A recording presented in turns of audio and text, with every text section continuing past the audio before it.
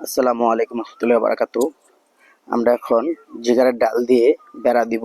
ছাগল ঘাস ক্ষেত্রে ক্ষতি করতেছে, প্লাস সাইডে ছিল তখন একটু বড় করে দিচ্ছি যে যে জায়গাটা আমাদের পতিত পড়ে রয়েছে এই জায়গাটার মধ্যে আমরা কিছু পেঁপে গাছ লাগাবো, কিছু করলা গাছ লাগাবো, লাউ গাছ লাগাবো, জাতি লাউ গাছ। দেখেন মোটামুটি সরকারি সাইডে অনেকটুকু জায়গা আমাদের পড়ে রয়েছে।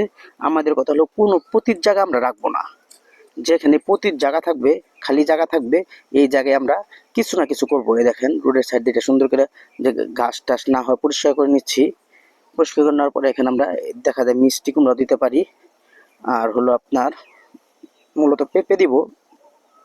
আর এই যে জায়গাটা দেখছেন এটা কিন্তু এই বালু মাটি, এটা আমরা পুরোটা গোবর দিয়ে জৈব সার দিয়ে আমাদের যে বায়োগ্যাসের জৈব সার আছে এটা ডালার দিয়ে এটা পুরোটা ফিল আপ করবো, এবং তাহলে উৎপাদন ফলন বেশি হবে এবং উৎপাদন অনেক বেশি হবে।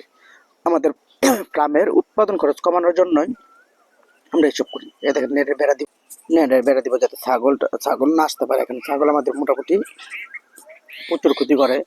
দেখেন আমরা নেটের বেড়া দিয়ে দিব এখানে ভিতরে। আপনার করলা গাছ আর পেঁপে, বিশেষ করে পেঁপে গাছ লাগাবো, মিনিমাম 20-30টা পেঁপে গাছ আটবে। আর আমাদের যে হাতের টপ লিটিটা ছিল এটাই লাগাবো আমরা। আর আমাদের কাছে প্রচুর পরিমাণ পেঁপের চারা আছে, এগুলো লাগিয়ে দিব। আর এই যে কাজের লোক না থাকায় যে নিজেরা ঘাস কাটতেছে এবং গরুকে খাবার দেওয়ার সময় হয়ে গেছে। আর সারাদিন ঈদের দিন থেকে আমরা সারাদিন কাজের মধ্যেই আছি।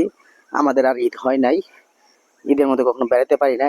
কিন্তু আমাদের কাজের চাপটা তখন বেশি থাকে, কাজের লোক থাকে না, তাই আমাদের কাজের লোকের চাপটা আমাদেরই থাকে বেশি, আর আমরা কাজ তখন বেশি করতে হয়। আলহামদুলিল্লাহ কাজগুলা সহি সালামতি করতেছি, ঠিক অনেক প্যারা যাচ্ছে, ঘুম নাই, সকালে উঠে নিজে করতে হয়, ঘাস কাটতে হয়, দুধ বানানো হয়, দুধ দোয়াতে হয় এবং দুধ বিক্রির জন্য ব্যবস্থা করতে হয়। আমাদের 4 নং জেলা স্কুলের ডেইরি পয়েন্টের দোকানটা বন্ধ আছে আপাতত, 5-6 দিন বন্ধ থাকবে। এই দুধ মিষ্টির দোকানে পচাইতে হয়, ঘাস কাটতে হয়, অনেক প্যারাত পড়ে গেছি আমরা। দেখ আলহামদুলিল্লাহ সব কাজগুলো সহি সালামতে ঠিকভাবে করতে পারতেছি।